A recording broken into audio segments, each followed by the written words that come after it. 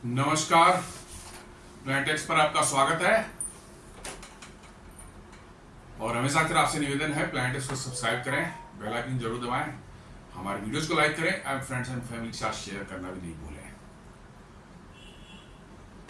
आज हम लोग चर्चा करने जा रहे हैं फिर एक बार रसिया यूक्रेन वार की, और लगता है कि ये वार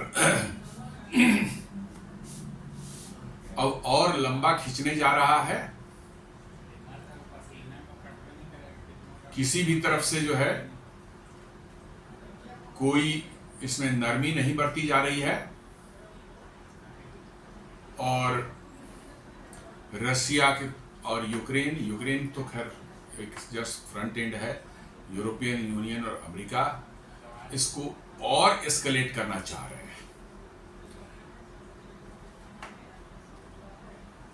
डोनाल्ड ट्रंप जो है बीच में जो है इस रशिया यूक्रेन के बीच में मीडिएट करने की और लड़ाई रुकवाने की जो बात कर रहे थे, आज वही डोनाल्ड ट्रंप जो है हथियार बेचकर पैसे कमाने के लिए जो है इस वार को जो है लड़ाई को और ज्यादा भड़काना चाह रहे हैं, क्योंकि अब उनको पता चल गया है कि भाई हथियार बेच करके जो है अमेरिका की कमाई हो सकती है। और उन्होंने साफ साफ अपने इरादे जाहिर कर दिए हैं कि अमेरिका इसके लिए मुफ्त में हथियार नहीं देगा। यूरोपियन यूनियन, नाटो अमेरिका से हथियार खरीद सकता है और यूक्रेन को दे सकता है, अमेरिका मुफ्त में नहीं देगा। ये अपने इरादे उन्होंने साफ साफ जाहिर कर दिए हैं। तो अभी एक न्यूज निकल करके आई है, Zelensky's 90 billion US arms deal, EU splits on paying and frozen assets of Russia। मतलब जेलेंस्की की 90 बिलियन डॉलर की एक आर्म्स डील हो रही है यूएस के साथ में।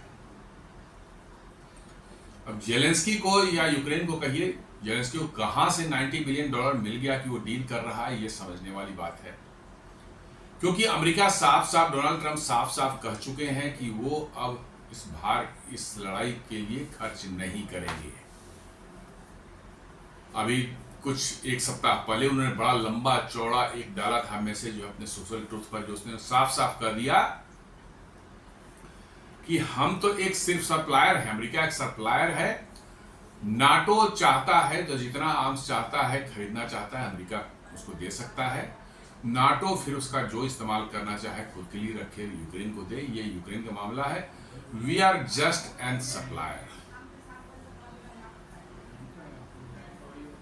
ये चीज अब यूरोपियन यूनियन को लग रहा है कि भाई अब उतना पैसा किसके मत्थे जाएगा। यूरोपियन यूनियन यदि उसको बियर करेगा तो उसके कंगाल होने की पूरी संभावना है। यूरोपियन वैसे भी कंगाल हो चुका है, और यूक्रेन को हथियार देने के चक्कर में जो भी बचा खुचा यूरोपियन यूनियन का है, देशों का है, उनका खत्म हो जाएगा और बहुत ही खराब स्थिति में पहुंच जाएंगे। इसलिए अब यूरोपियन यूनियन भी कहने लगे हैं अमेरिका को कि हम अकेले कैसे कर सकते हैं, आप भी इसका खर्च बियर करो, आप भी इसका कुछ साझा करो खर्च, तब होगा, नहीं तो नहीं हो सकता ये।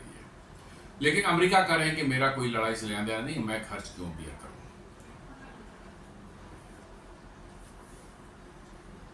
तो पॉलिटिको एक न्यूज साइट है, वो कहती है कि Zelensky says mega deal in works for arms, US arms purchase. मतलब कि जेलेंस्की साफ साफ कह रहे हैं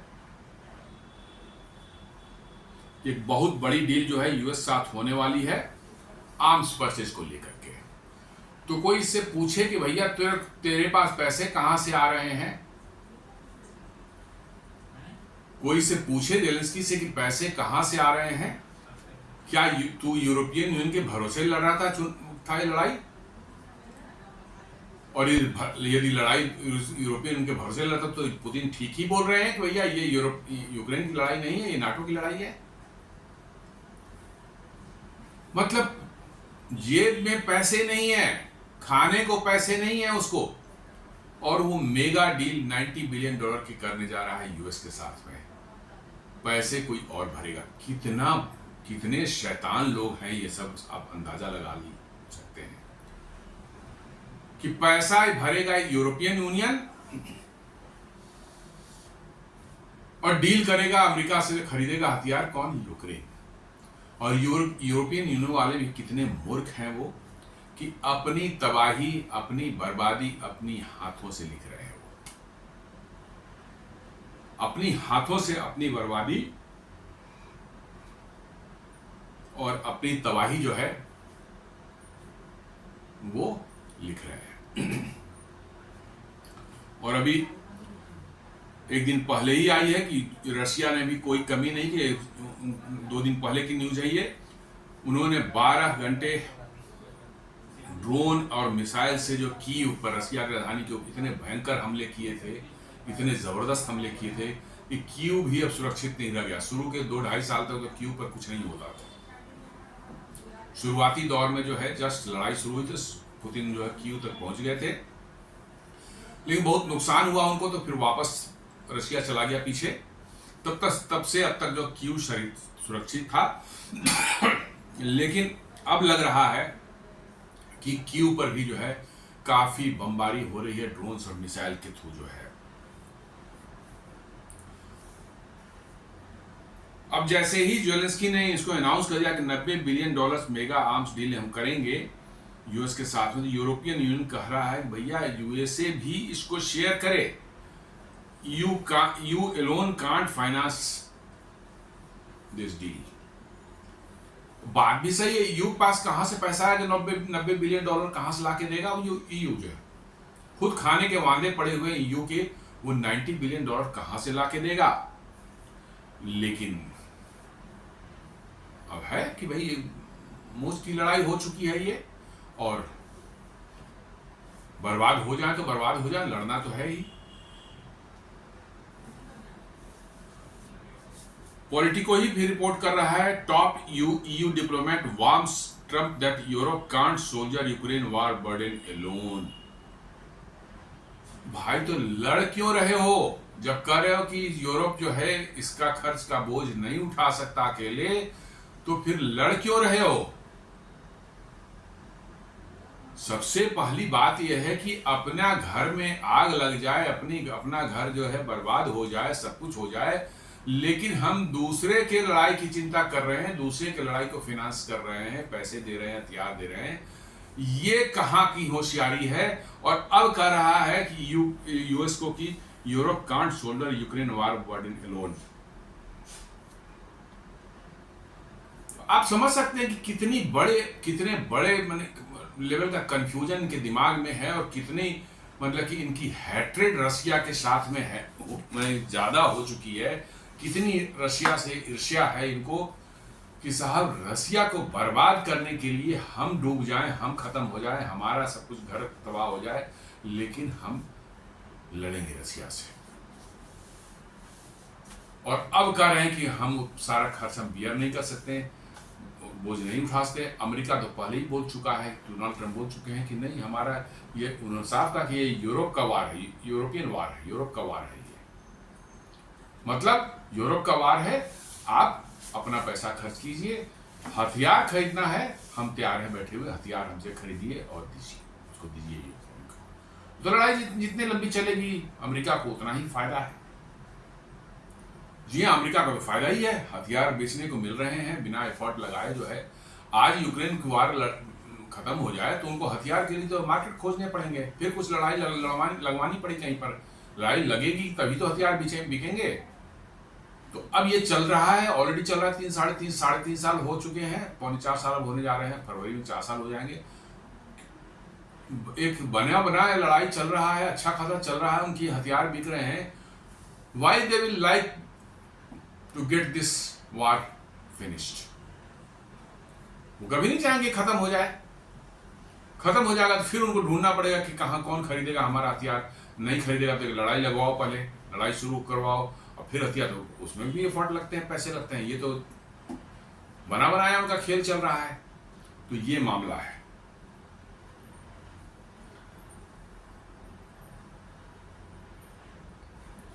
90 बिलियन डॉलर ये मेगा आर्म्स डील जो है, इसका जो है शनिवार 28 तारीख को जो है प्रेसिडेंट व्लादिमीर जेलेंस्की ने खुद अनाउंस किया दैट कीव जो है नेगोशिएट कर रहा है mega deal with the United states for weapon purchases. इस शैतान से कोई पूछे कि तेरे पास पैसा कहां से आया और तू क्यों लड़ना चाह रहा है और पैसा तुमको कहां से आ रहा है, तेरे पास पैसे हैं क्या? नहीं है। तो तू यूरोपियन यूनियन के भरोसे जो है मेगा डील अमेरिका से करने जा रहा है क्या? यूरोपियन यूनियन जो है तेरा कोई कर्ज खा रखा है क्या? मैंने इस मक्कार को देखिए, इस कॉमेडियन को, कि पूरे के पूरे देश को तबाह कर दिया सिर्फ एक जिद पर कि हम नाटो ज्वाइन करेंगे। जी हाँ, सिर्फ एक जिद पर कि नाटो ज्वाइन करेंगे। इसको लेकर के जो इसने पूरी की पूरे देश को तबाह कर, पूरा देश खंडहर में बदल चुका है। उनकी सारी इंडस्ट्री, जबकि यूक्रेन हेविली इंडस्ट्रियलाइज था कंट्री था, हेवी इंडस्ट्रीज की बहुत भरमार थी वहां पर, बड़े बड़े हथियार बनते थे, बड़े बड़े मशीनरी बनती थी, वहाँ सब का सब चौपट हो चुका है। बड़े बड़े पावर प्लांट्स उनके थे, वो सब बर्बाद हो चुके हैं। लेकिन ये बंदा जो है दूसरों के पैसे से लड़ाई लड़ रहा अपना। जी हाँ, सबसे खास बात है कि ये दूसरों के पैसे से ये लड़ाई लड़ना चाह रहा है और लड़ भी रहा है। चाह क्या रहा है? लड़ रहा है। 3.5 साल चले, इसके पास तो कुछ अपने कुछ थे ही नहीं। पैकेज जो है वो अराउंड 90 बिलियन डॉलर्स का है।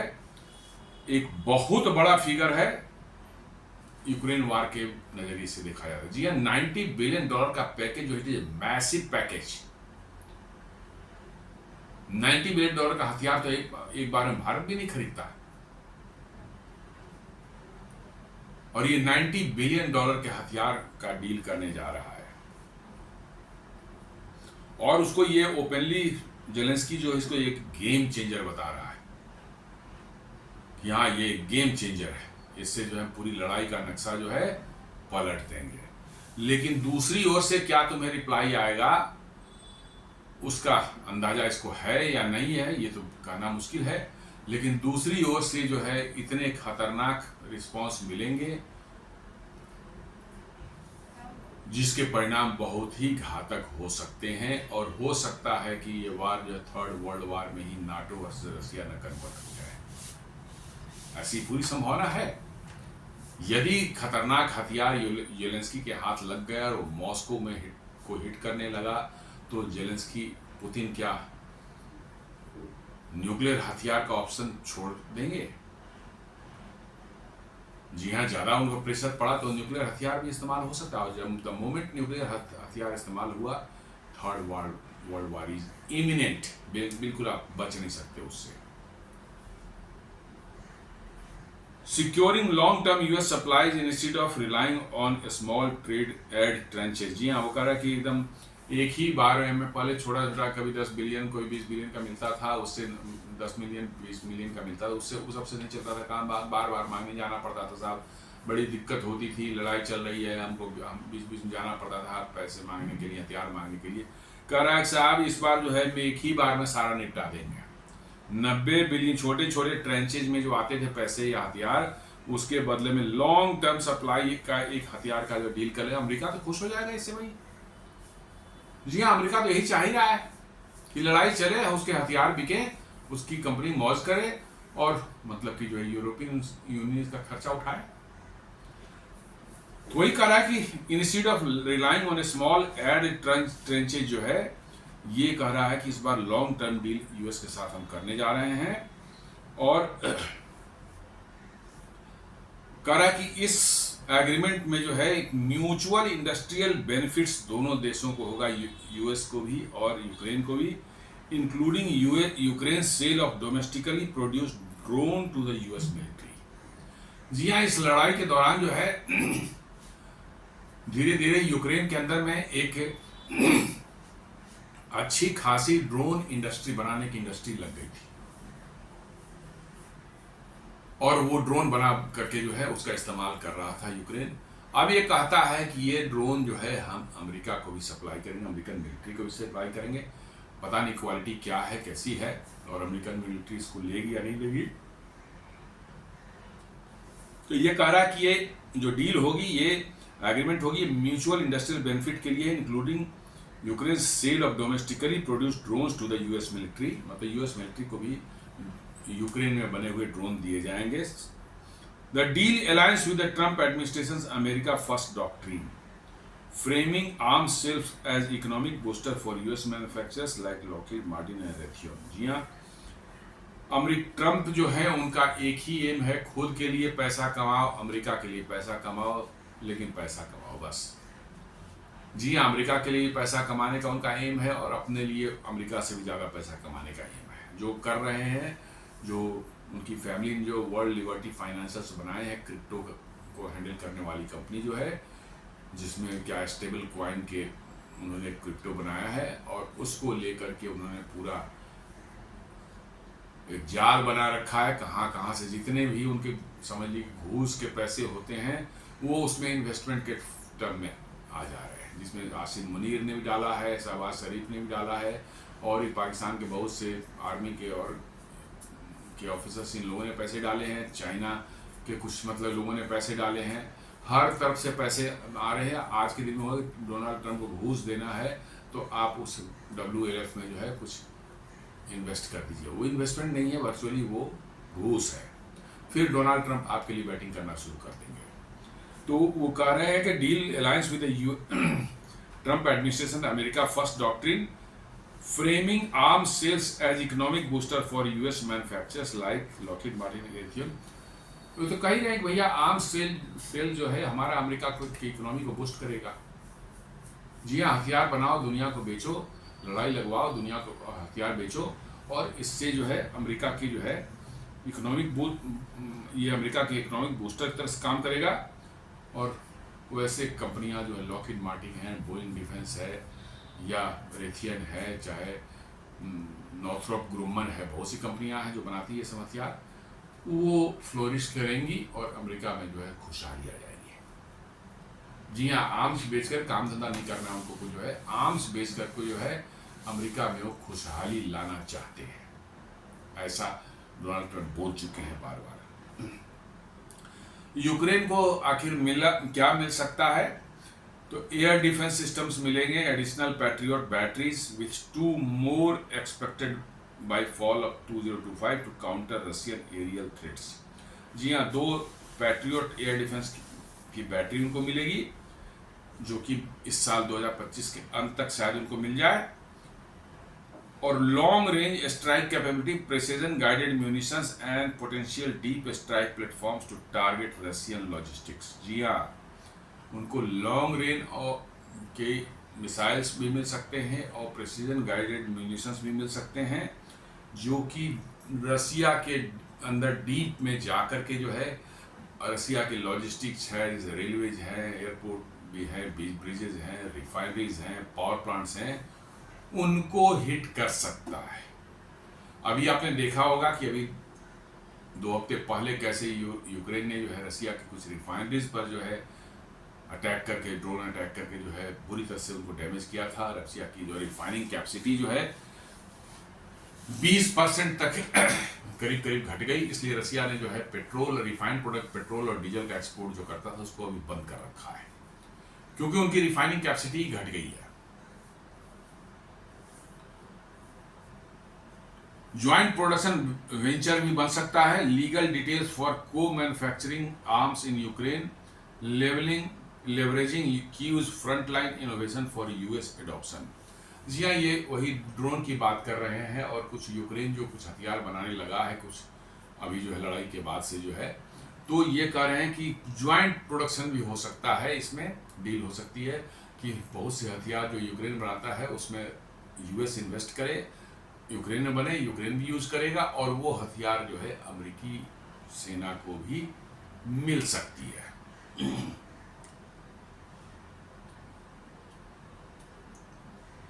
और इससे जो है लेवरेज मिलेगी यूक्रेन को for front line innovation for US adoption, मतलब कि जो उन्होंने इनोवेशन किया है हथियार बनाने, कुछ ड्रोन्स वगैरह जो अभी उन्होंने डेवलप किए हैं, अभी यदि अमेरिकी आर्मी उसको खरीदना शुरू, अमेरिकी सेना उसको खरीदना शुरू कर देती है, तो निश्चित रूप से उन आर्म्स की डिमांड जो है और देश भी कर सकते हैं, क्योंकि अमेरिकी सेना ले रही है तो निश्चित रूप से क्वालिटी अच्छी होगी, सारा कुछ होगा, ऐसा लोग मानते हैं, और इसलिए उनको जो है लिवरेज मिलेगा, वो आर्म्स बेच सकते हैं। Drone integration, a parallel drone deal for Ukraine to export unmanned aerial vehicles valued at an undisclosed sum to booster US stockpiles. जी हाँ, ये एक ड्रोन डील भी हो रही है जिसमें यूक्रेन में बने हुए ड्रोन जो है वो अमेरिका को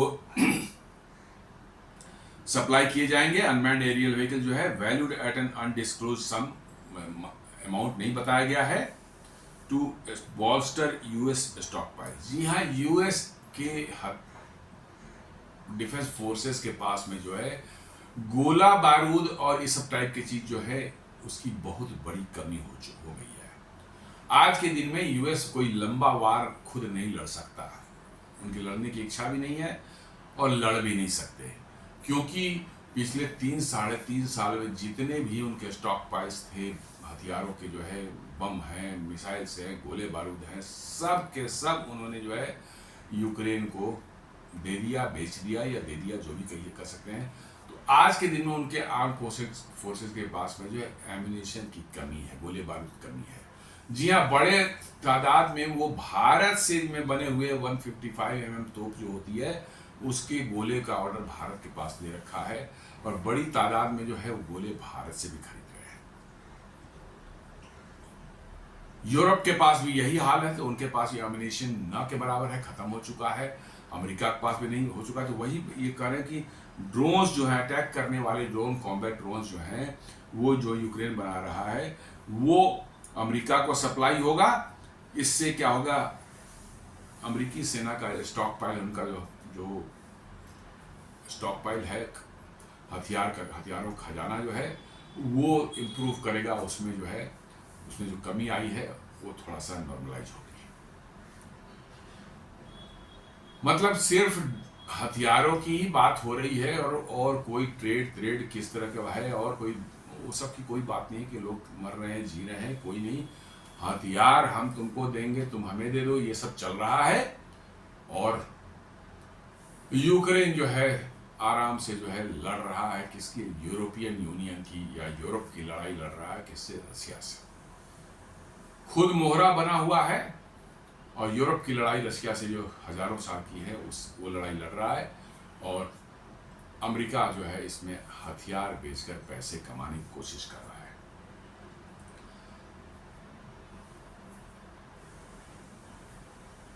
यूक्रेन के लिए जो है ये डील जो है उसको जो है एम्यूनिशन शॉर्टेज और जो उसका फायर पावर कम हो गया था, सारे एम्यूनिशन खत्म होने के कारण, उसको सस्टेन करेगा।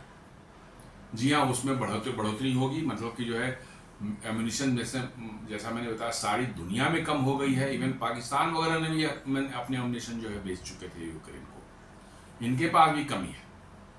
तो एम्यूनिशन की जो कमी से जूझ रहा है और उसके कारण उसके फायर पावर जो कम हो गई है उसमें सस्टेनेशन आएगी, सस्टेन करेगा। And potentially enabling offensive in Donbas area, जिसको जो है यूक्रेन का एरिया जो रशिया ने कैप्चर कर रखे हैं अभी, उसको डॉनबास एरिया बोलते हैं।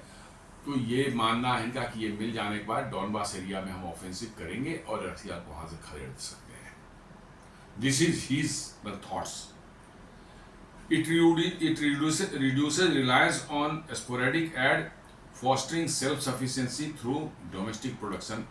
करें कि ये बीच बीच में जो कमी हो जाती है हथियारों की, गोला बारूद की, उससे जो है मतलब कि जो है थोड़ा सा राहत मिलेगी, क्योंकि हम लॉन्ग टर्म में डील कर रहे हैं। तो इनका काफ़ी हथियारों का प्रोडक्शन हम यूक्रेन में ही करना शुरू कर देंगे, तो हमको बार बार जो मांगने जाना पड़ता है उससे हमें मुक्ति मिलेगी काफ़ी हद तक, और हम लोकली बना करके अपने वार को सस्टेन कर सकेंगे। क्या आपको लगता है कि ये संभव है? क्या अभी जो है मतलब वहाँ फैक्ट्रीज लगे हथियारों बनाने की, अमेरिका वहाँ लगाएगा, और क्या वो लगने देगा? रूस आसानी से, रोज़ तो बम गिर रहे हैं, मिसाइल गिर रहे हैं, कहीं पर एक बिल्डिंग नहीं सही बची है, वहाँ पर सारी बिल्डिंगें जो है ध्वस्त हो चुकी हैं। तो क्या ऐसा इतनी आसानी से वहाँ बन जाएगा? वो मुझे तो नहीं लगता। बन रहा होगा तभी जो है बम गिर जाएगा, मिसाइल गिर जाएगी उस पर। तो ये मतलब कि ख्याली पुलाव पका रहा है कि हम रसिया को हरा देंगे पिछले 3.5 साल से जो है, और सारी दुनिया को मूर्ख बना रहा है, यूरोपियन यूनियन को मूर्ख बना रहा है, अमेरिका को भी बना रहा था बाइडेन के ज़माने में, बट ट्रंप ने इसका समझ लिया। उनका कि नहीं, इसको पैसे नहीं देना, हथियार नहीं देना, हथियार देना है तो नाटो को देंगे, बेचेंगे, और नाटो उनको देना होगा देगा, अमेरिका हथियार नहीं देगा। तो ये दुनिया को मूर्ख बना रहा था, यूरोप को मूर्ख बना रहा था, अमेरिका को मूर्ख बना रहा था, और ये अब कह रहा है कि हम हथियार खुद बनाएंगे, यहाँ पर हम बड़े सारे हथियार मिसाइल वगैरह सब बनेंगे और यहीं से हम रसिया को ठोक देंगे, रसिया को हरा देंगे। This is what his intentions are. इसी में जो है बात ये भी निकल कर रही कि टोमाहॉक क्रूज मिसाइल भी यूक्रेन को मिल सकता है। जी हाँ, टोमाहॉक क्रूज मिसाइल जो है वो 2000 से 2500 किलोमीटर तक मार करने वाली क्रूज मिसाइल है। काफ़ी एडवांस मिसाइल है, बहुत लंबे समय से इस्तेमाल हो रही है। नाटो और बहुत से कंट्री इसका इस्तेमाल करते हैं। अमेरिका तो करीब करीब हर लड़ाई में, इराक की लड़ाई हो, अफगानिस्तान की हो, कहीं पर भी हो, काफ़ी बड़े तादाद में टोमाहॉक क्रूज मिसाइल सुनी है। क्या, क्योंकि बहुत अर्ली मैंने 80s से ही ये बनना शुरू हुआ है, और उसमें बहुत से बीच में मॉडिफिकेशन है। पहले तो 1000 किलोमीटर का था, फिर 1500 किलोमीटर हुआ, अब शायद सुनने में आता है 2500 किलोमीटर मार करता है। ये काफ़ी कैपेबल मिसाइल है, और ये भी शायद जो है यूक्रेन को मिल सकता है, क्योंकि उनके वाइस प्रेसिडेंट अमेरिका के जेडी वांस जो कर रहे हैं कि US is actively looking at supplying long range Tomahawk cruise missile to Ukraine. मतलब 2 से 2500 किलोमीटर तक रसिया के अंदर मार करने का जो है हथियार वो यूक्रेन को देने की सोच रहे हैं। यूक्रेन से मॉस्को की दूरी कितनी है? 800 किलोमीटर। इसका मतलब है कि वो हथियारों से मॉस्को पर अटैक होगा। और मॉस्को पर ऐसा नहीं है कि नहीं हुए हैं, पर छोटे मोटे हुए हैं। छोटा मोटा ड्रोन था, कोई मल्टी स्टोरी डिपार्टमेंट टकरा गया, माइनर कोई डैमेज होकर रह गया, कोई बहुत मेजर अटैक नहीं हुआ है। लेकिन क्या आपको लगता है कि टोमाहॉक क्रूज मिसाइल जो है मॉस्को पर चलाए जाएं और ये मॉस्को को हिट करे, उसके बाद सिचुएशन कैसी रहेगी? थोड़ा सा इस पर भी जो है विचार करना चाहिए सभी लोग को, सबों को। ये है कि मॉस्को का रिएक्शन क्या हो सकता है। क्या इफ मॉस्को फील्स थ्रेटेंड, तो क्या मॉस्को जो कोई टैक्टिकल न्यूक्लियर मिसाइल यूक्रेन के ऊपर नहीं इस्तेमाल कर सकता है? और यदि एस्केलेट हुई और नाटो इसमें घुसा, तो क्या स्ट्रेटजिक जो है उनके न्यूक्लियर एसेट्स हैं उनका इस्तेमाल नहीं हो सकता? और उसकी इस्तेमाल होने के बाद क्या होगी दुनिया की मतलब परिस्थिति, वो सोचने वाली बात होगी। जी हाँ, थर्ड वर्ल्ड वॉर जो है इमिनेंट लग रहा है, जैसा जो अप्रोच दोनों पार्टियों का है। अभी तक जो अभी यूक्रेन के पास जो लॉन्ग रेंज की जो सबसे जो बड़ा एसेट है वो स्टॉर्म शैडो मिसाइल है 300 किलोमीटर का, जिसका हमने भी अभी इस्तेमाल किया था। 300 नहीं, करीब 400 से 450 किलोमीटर तक जाती है, जो हमारे भारत में है। उस समय भारत में इसका नाम स्कैल्प मिसाइल बोलते हैं, बट यूरोप में इसको स्टॉर्म शैडो बोलते हैं। ये हमने ऑपरेशन सिंदूर दौरान बहुत इफेक्टिवली यूज़ किया था कई जगहों पर। बहुत एक्सपेंसिव मिसाइल है, समझ लें, बहुत एक्सपेंसिव है, लेकिन हमने यूक्रेन की ये ऑपरेशन सिंदूर में इसका इस्तेमाल किया था, बड़ा ज़बरदस्त ये काम किया था। तो अभी जो है यूरोप इनको जो है स्टॉर्म शैडो मिसाइल देता है कुछ संख्या में, जो 400 450 किलोमीटर दूर तक जाता है। लेकिन टोमाहॉक जो है इनका फायर पावर ज़बरदस्त बढ़ा देगा। जी हाँ, सबसोनिक स्टिल्थ है, ये सबसोनिक स्पीड उड़ता है, लो फ्लाइंग कैपेबिलिटी है, इसलिए स्टिल्थ अपने आप आता है, रडार पकड़ना बड़ा मुश्किल होता है। और 2500 किलोमीटर रेंज है, लॉन्ग रेंज वाली है। जी हाँ, लॉन्ग रेंज वाली है, ये 2500 किलोमीटर तक जाएगी।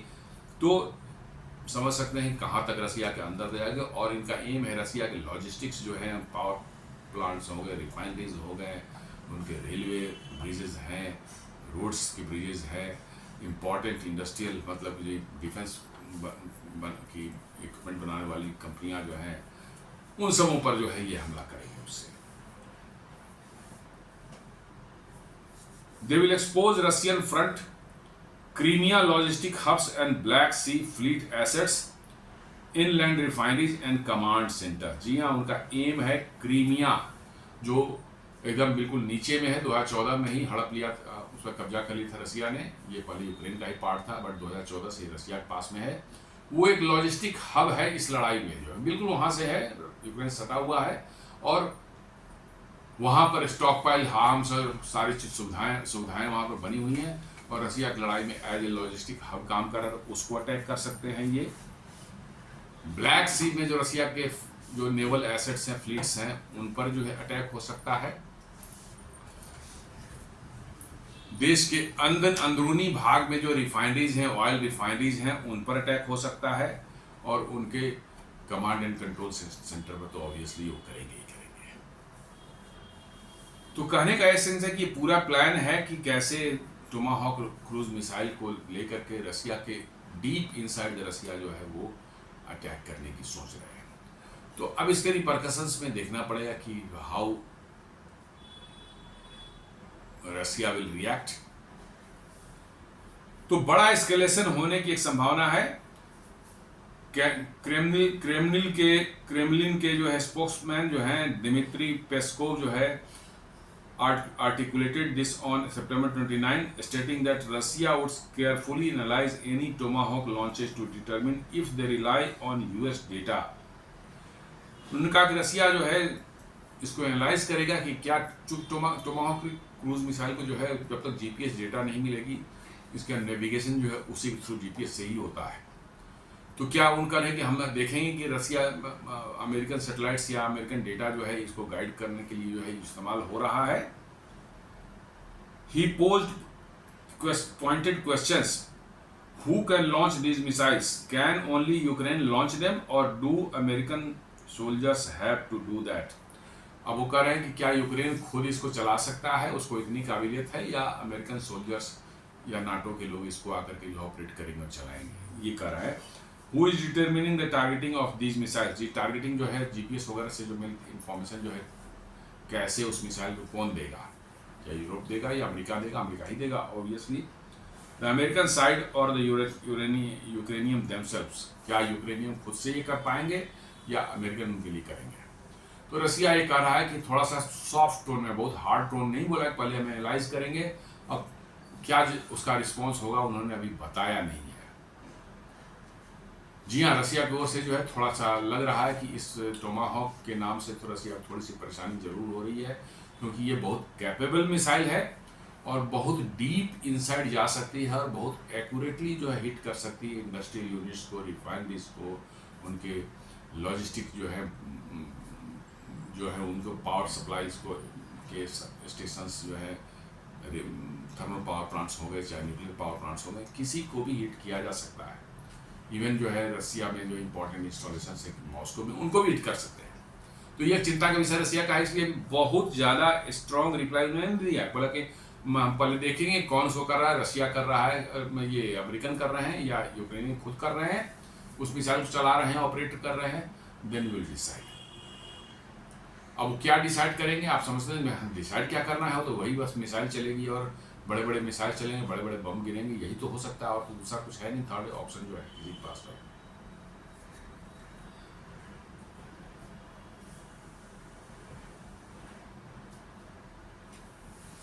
अब ये आ रहा है कि from where the money coming, पैसा कहां से आ रहा है, इसके लिए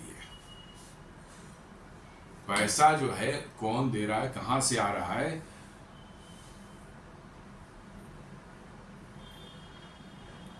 ट्रंप ने तो साफ कर दिया कि NATO allies purchase US weapons for transfer to Kyiv. Trump ने तो पहले ही बोल दिया है कि यूरोप की लड़ाई है ये, इसलिए जो है यूरोप जो है अमेरिका से वेपन खरीदे, हथियार खरीदे और उसको जो है यूक्रेन को ट्रांसफर कर दे। ये सीधा उन्होंने बोल रखा है पहले से। US is profiting from the war and is enjoying the status of weapon seller. जी हाँ, फैक्ट यही है कि इस वार से अब अमेरिका को फायदा होना शुरू हो गया है। पहले तो अमेरिका ऐड दे रहा था और उससे कमाई हो रही थी वहीं के लोगों की, मनी लॉन्ड्रिंग होकर आधे पैसे अमेरिका से कमाई हो रही थी, लेकिन सरकार का तो खर्च हो ही रहा था। अब कह दिया है सरकार ने, जो गवर्नमेंट ने, कि नहीं अब हम कुछ देंगे नहीं, हथियार जो लेना है तो नाटो हमसे परचेज करे और हम उसको जो है अपने यूक्रेन को दे, जो करना है करे, मुफ्त में अमेरिका नहीं देने वाला है। तो कह रहा है कि US is profiting from the war and is enjoying the status of weapons seller, माने जो है प्रॉफिट कमा रहा है पैसे हथियार बेचकर, और एज ए वेपन सेलर बैठ करके हम देख रहे हैं, एंजॉय कर रहे हैं, चलो भैया लड़ रहा है वो लोग, हमारा सामान तो बिक रहा है इसी लड़ाई की वजह से। तो this is the situation. While EU is paying the bill but it is pinching them as well. जी हाँ, अभी तक तो EU इसको दे रहा था फंडिंग, अमेरिका ने तो जब बंद कर रखा पिछले 7-8 महीने से, EU बीच में फंडिंग दे रहा था, लेकिन अब EU की भी हालत खस्ता हो चली है, इसलिए जो वहाँ पर भी जो है इसकी समस्या शुरू हो गई है, क्योंकि काजा कलास करके जो है एक लेडी है, वो यूरोपियन यूनियन के डिप्टी माने वाइस प्रेसिडेंट कर सकते हैं, यूरोपियन के सेकंड उनके प्रेसिडेंट जो उर्सुला वॉन डर लेyen हैं, उनके बाद नेक्स्ट है वाइस प्रेसिडेंट यूरोपियन यूनियन की, ये है काजा कलास। उनका कहना कि Europe can't shoulder this alone, मतलब कि ये बोझ यूरोप अकेले नहीं उठा सकता। उन्होंने साफ साफ हाथ खड़े कर दिए हैं, क्योंकि इनको अब समझ में आ रही कि अमेरिका हाथ झाड़ करके निकल जाए। जी हाँ, यूरोपियन यूनियन पहले ये भी मजे में थे कि मेजोरिटी ऑफ द पैसे जो है 2022 में, 23 में, 24 में जो है वो अमेरिका ही दे रहा था। क्यों? वहाँ बाइडेन सरकार बैठी थी, वो US एड से चाहे इधर उधर से पैसे जो है मिलिट्री एड वाले जो है देते थे इसको यूक्रेन को, यूक्रेन उससे कुछ पैसे मिलते थे, कुछ पैसे रीराउटिंग होकर अमेरिका पहुंच जाते थे। वही बाइडेन क्लिंटन वगैरह जितने हैं चेले चपाटे उनके जो है, और वहाँ पर जो है विक्टोरिया न्यूलैंड है, ये सब जो है टाइप के लोग जो है उनको मिलते थे, इसमें रिश्वत मिलते थे। काफ़ी इसके एविडेंसेस हैं कि इस दौरान जो है उनके अकाउंट में बहुत बड़े तादाद में millions and millions of dollar जो है पैसे जमा हुए उनके अकाउंट में, जो है कहाँ से आए कैसे आए कोई नहीं बता रहा। तो पैसे तो कमा रहे थे, लेकिन अब क्या हुआ है कि अब जब से ट्रम्प आए हैं कि नहीं, अमेरिका अब इस वार को नहीं फंड करेगा, उन्होंने पैसे देने बंद कर दिए हैं, और उन्होंने साफ साफ कर दिया कि भैया हथियार खरीदो मेरे से, मैं तो सप्लायर हूँ, ये यूरोप की लड़ाई है, अपना लड़ो। अब ये काजा कलास जो है इनको समझ में आ रही है, या यूरोप वालों को समझ में आ रहा है कि भाई ये कैसे चलेगा, कितने दिनों तक चलेगा, और कैसे हम इतने पैसे को मैनेज करेंगे, इतना पैसा हम कहाँ से लाएंगे। तो वो कह रही है कि Europe can't shoulder this Elon.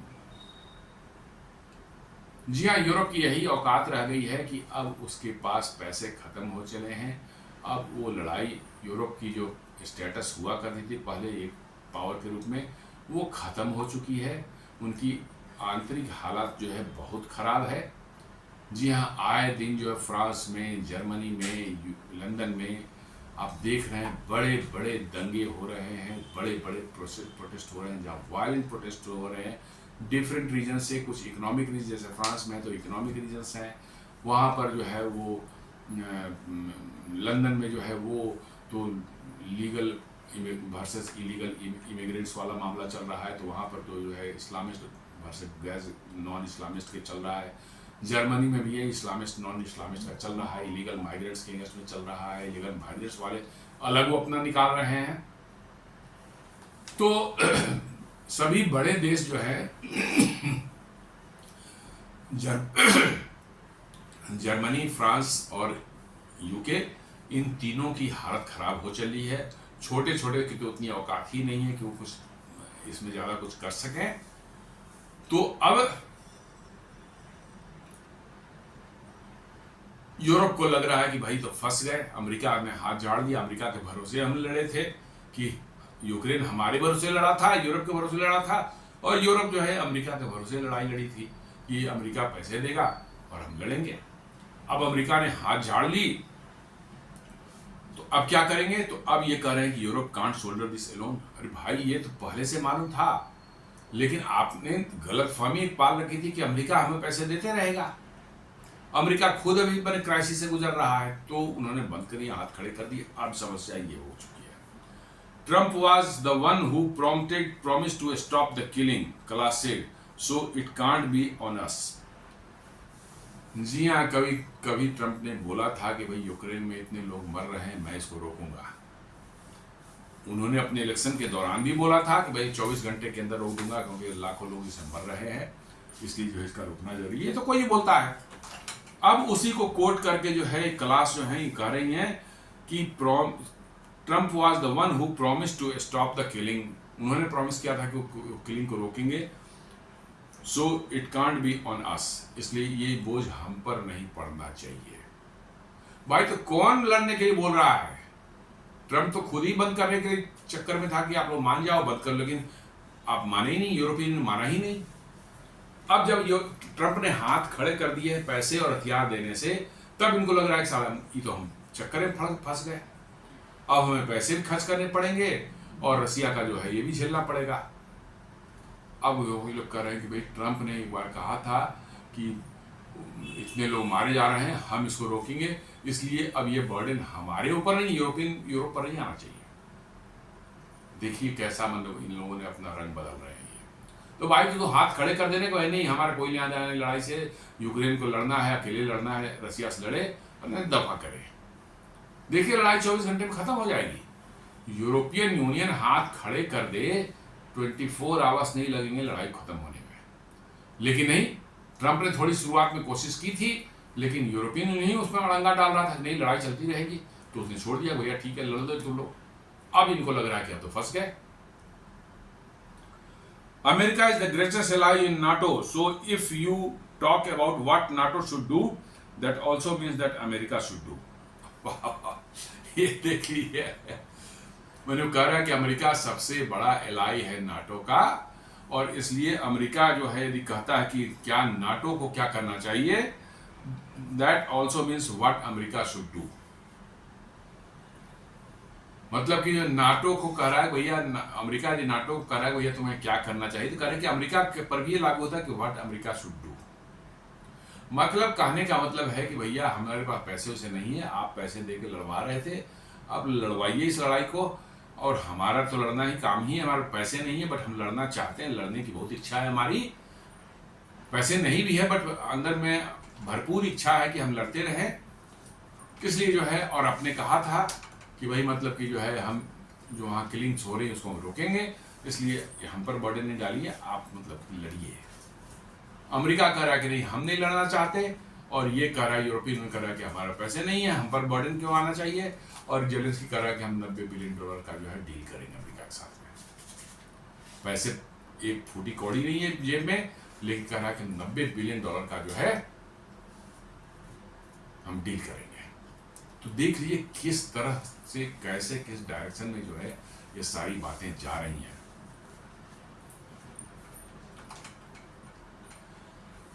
अब यूरोपियन यूनियन ने जो है ये कुछ इसमें देखा कि अब कैसे करें भाई, अब हथियार अमेरिका मुफ्त में दे नहीं रहा है, और यूक्रेन को नहीं दे तो भैया लड़ाई, हम जिंदगी का तो मजा ही खत्म हो जाए यूरोप का, हमको तो लड़ना ही है रसिया से, चाहे कुछ भी हो जाए, बर्बाद हो जाए, मर जाए, कुछ भी हो जाए, लेकिन हमको लड़ना है।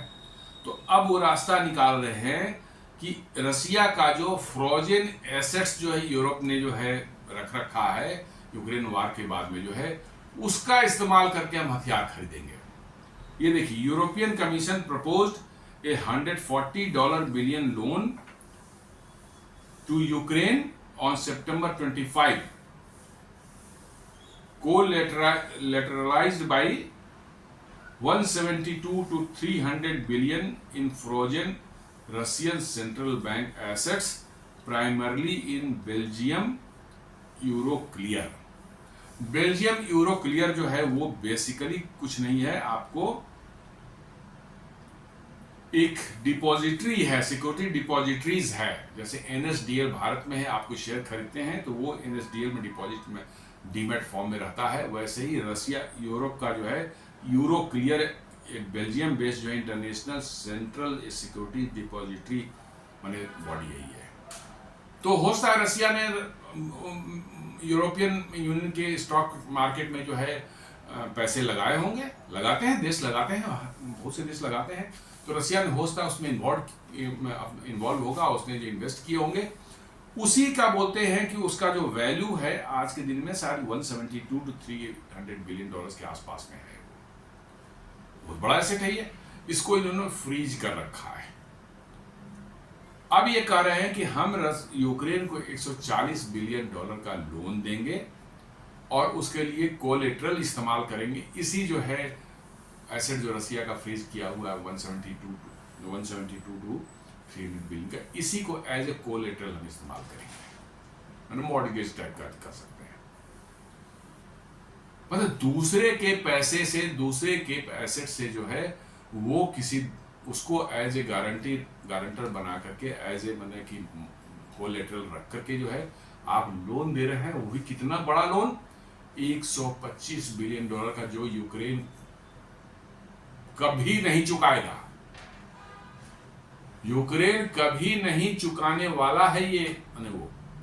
तो फिर जो लोन देने वाला बैंक होगा या इंस्टीट्यूशन, वो क्या करेगा? वो तो सारी जो है रशियन एसेट्स जो है उसको तो जब्त कर लेगा। सिंपल सी बात है कि वो सारे रशियन एसेट्स को जब्त कर लेगा, क्योंकि उसके लोन दे 125 बिलियन डॉलर जो है यूक्रेन दे सकता है क्या? यूक्रेन को तो अभी खड़ा होने में 10 साल लगेंगे। आज यदि लड़ाई रुक जाए तो यूक्रेन को फिर से जो है रीबिल्ड करके जो है खड़ा करने पर, लोगों के लिए मकान बनाए जाए, लोगों के रोजगार क्रिएट हो, कुछ फैक्ट्रीज क्रिएट हो, सारा कुछ खत्म हो चुका है, एवरीथिंग इज डिस्ट्रॉयड। उसमें कम से कम 10 साल लगेंगे। और उसके बाद भी जो है कितने दिनों में यूक्रेन जो है 125 बिलियन डॉलर चुकाएगा, आप समझ सकते हैं। और उसके लिए कोलेटरल किसकी दी जा रही है? रशियन एसेट्स की। तो आप देख लीजिए,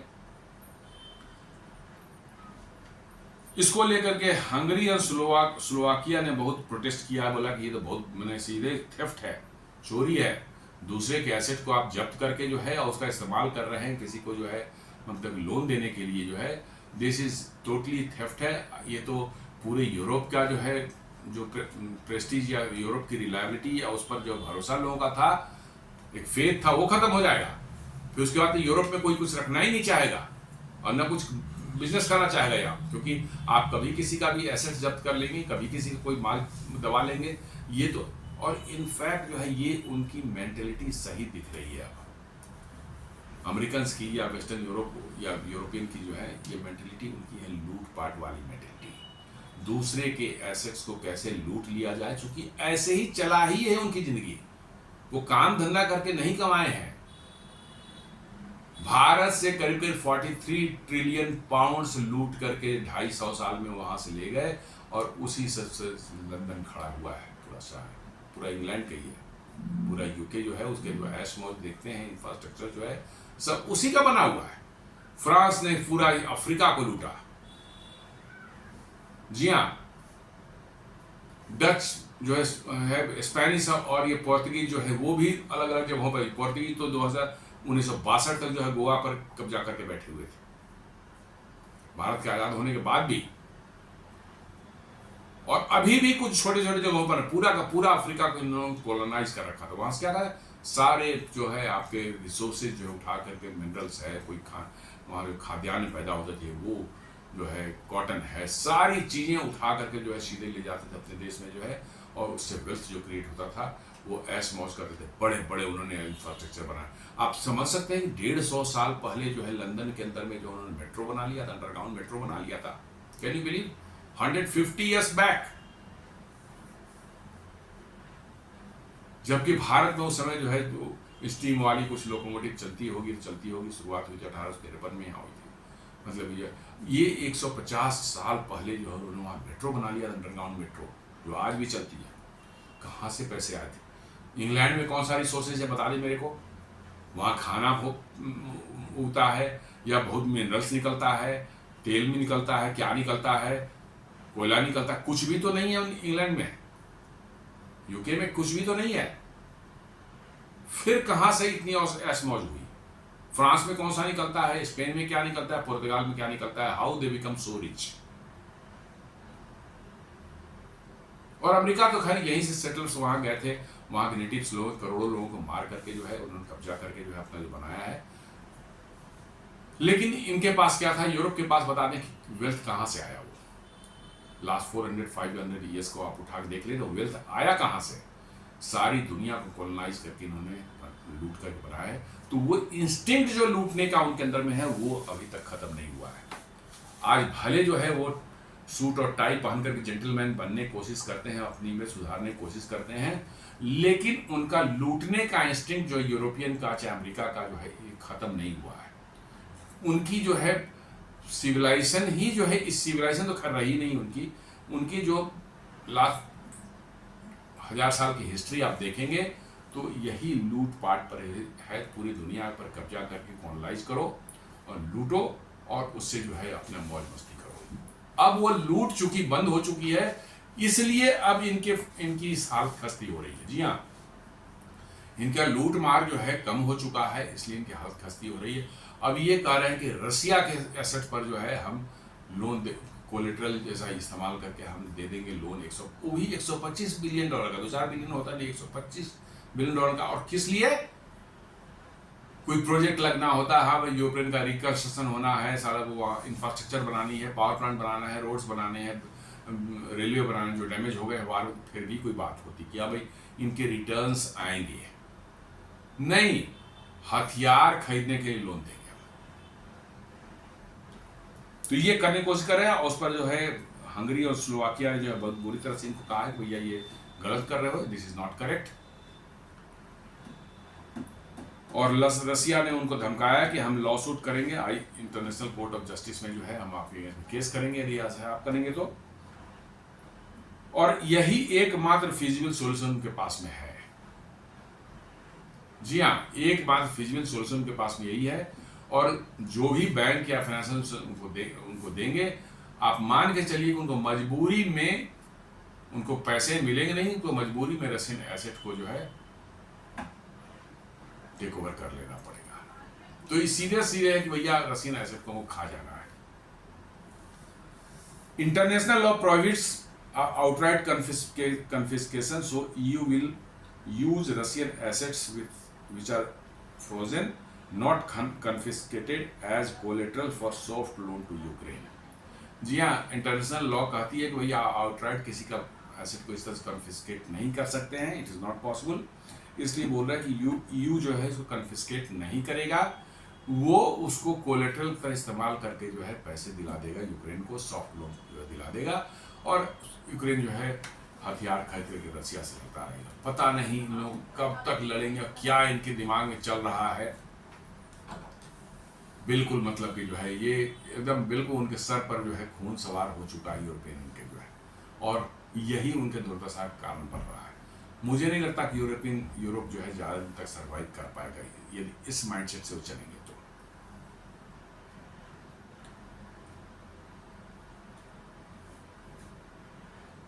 और वार जो है कहता है कि फार फ्रॉम ओवर, अभी खत्म कहाँ हुआ है, तो और एस्केलेट ही हो रहा है।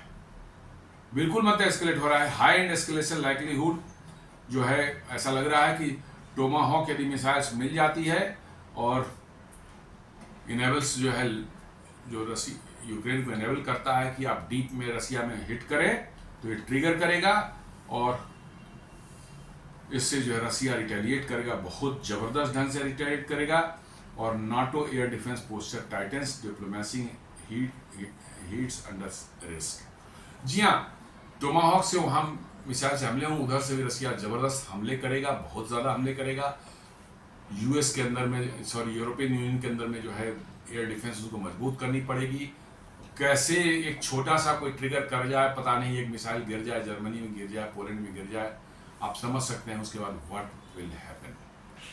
अभी तो एक फर्जी सा उन्होंने काम किया था, यूक्रेन वालों ने किया था, रसिया के ने जो ड्रोन छोड़े थे, तो बहुत सस्ते ड्रोन थे, बहुत से ड्रोन अपने आप गिर गए कहीं, और ठीक ठाक कंडीशन में गिर गए, ज़्यादा डैमेज नहीं थे।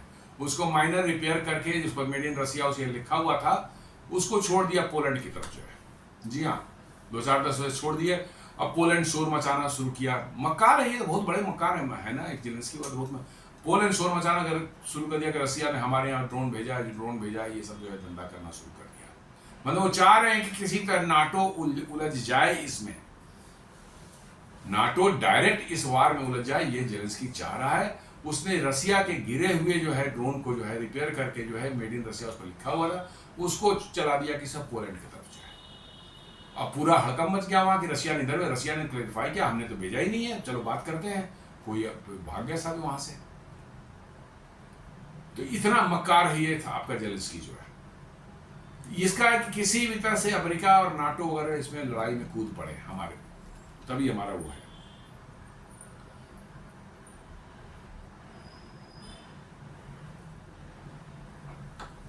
फाइनेंस कंस्ट्रेंट ग्रांट, मतलब कि जो है फाइनेंशियल, जी हाँ, पैसे का बोझ बहुत ज़्यादा बढ़ चुका है, ये यूरोपियन यूनियन को पता चलने लगा है। अब वो इसको ज़्यादा बर्दाश्त नहीं कर पा रहे हैं, इसलिए यूरोप को बार बार अमेरिका कह रहा है कि नहीं, आपको भी इसका बोझ करना पड़ेगा, सहन करना पड़ेगा। अमेरिका कह रहा है कि नहीं, हम नहीं लेंगे। तो अब इसमें ट्रिगर क्या हो सकता है? US permit sales, US struggles to mobilise financing और the frozen assets loan is delayed by legal fights. जी हाँ, यदि रशिया लीगल चला गया, उसमें कोर्ट में चला गया, आईसीजे में चला गया, तो लीगल फाइट्स बढ़ेगी, तो डिले हो सकता है। और अमेरिका बिना पैसे के देगा नहीं, और यूरोपियन यूनियन जो है रशियन एसेट्स को इस्तेमाल एज ए कोलेटरल इस्तेमाल करके लोन देना चाहते थे, खरीदे वो हथियार। कारण ये होगा, डिले हो सकता है लीगल कारणों से जो है, तो डिलीवरी जो है वो डिले हो सकती है। और बैटल फील्ड रिमेन्स एट्रिशनल, माने लड़ाई जो है धीरे धीरे होता है कि थोड़ा सा, मतलब कि इंटेंसिटी उसे घट जाए, क्योंकि सप्लाई नहीं हो पाएगी टाइम पर।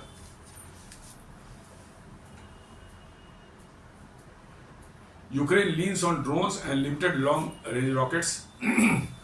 और यदि सप्लाई टाइम पर नहीं हुई उनको, यदि डील नहीं हो पाया, ये लोन वोन वाला जो मामला यदि डिले हो गया, तो फिर उसके पास जो ज़्यादा स्कोप नहीं है, कुछ अपने ड्रोन्स बचे हुए हैं, थोड़े से लॉन्ग रेंज जो वाले 400-450 किलोमीटर वाले जो दे रखे हैं रशिया, ये यूरोपियन यूनियन ने, जो कि लिमिटेड संख्या में है, उसी पर डिपेंड रहना पड़ेगा। इसका मतलब इंटेंसिटी इधर से कम हो जाएगी। और यदि नेगोशिएशन जो है pressure builds likelihood medium, trigger cost fatigue in Europe, Trumpian leverage approach, long range threats used to combat talks, compel talks, effect ceasefire probe on partial freeze, hard politics in Kyiv over terms, sanction and security guarantees become the bargaining currency। जी हाँ, यदि ऐसा होता है कि Europe के साथ जो cost का के कारण जो है यूरोप जो है बियर करने में संभव नहीं उसके लिए होता, वो नहीं उसको कॉस्ट को बियर कर पाता है, तो ये इसका इस्तेमाल जो है ट्रम्प कर सकते हैं इस वार को रुकवाने के लिए। जी हाँ, अल्टीमेट इसके अंदर में ये निकल करके आ रहा है कि यदि ट्रम्प पैसे नहीं देंगे, यूरोपियन को बोलेंगे खरीदो, और वो चाहे रशियन एसेट को कोलेटरल करके खरीदें, और रशिया यदि इंटरनेशनल कोर्ट ऑफ जस्टिस चला गया, उसे मैटर डिले हुआ, तो मामला थमता हुआ नजर आएगा। और यूरोप जो है चूंकि पैसे देते देते थक चुका है, इसलिए जो है उसके पास पैसे नहीं है, तो अब ट्रम्प इसका लिवरेज का इस्तेमाल कर सकते हैं। उनको कहेंगे भैया अब हम जो ऐसा बता रहे हैं, हमारे टर्म्स कंडीशन पे इस वार को रोको, खत्म करो।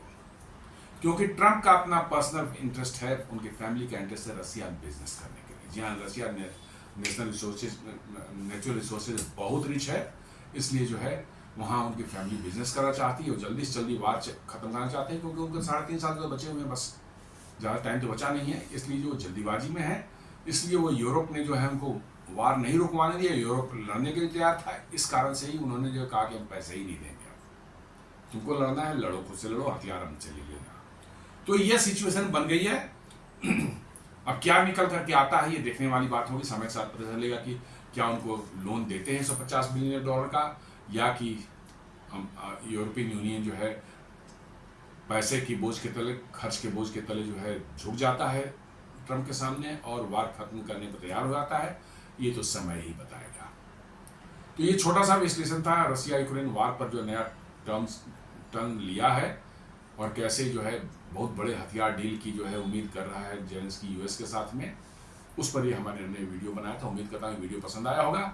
आप हमारे वीडियो को लाइक करें, फ्रेंड्स एंड फैमिली के साथ शेयर करें, और हमारे चैनल को सब्सक्राइब करें, और बेल आइकन दबाना बिल्कुल नहीं भूलें। धन्यवाद।